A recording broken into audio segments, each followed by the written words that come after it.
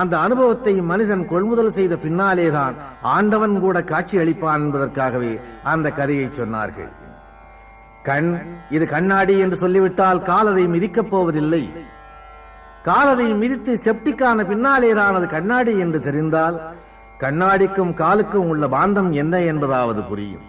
அதனாலேதான் அறிவை விட அனுபவத்தை மிக பெரிதாக இந்து மதம் தேர்ந்தெடுத்தது. அந்த அனுபவத்தின் காரணமாக விளைந்த விளைச்சல்களை இதிகாசங்களிலேயும் புராணங்களிலேயும் காட்டிற்று. அந்த கதைகள் இன்றைக்கு ஆங்கிலத்திலேயும் மொழிபெயர்த்து சொல்லப்படும் போது உலகெங்கிலேயும் ஆச்சரியத்தோடு வரவேற்கப்படுகின்றன. அமெரிக்க வானத்தில் இன்றைக்கு ஹரே கிருஷ்ணா ஹரே ராமா என்கின்ற கோஷம் பலமாக எழுந்து நிற்கின்றது.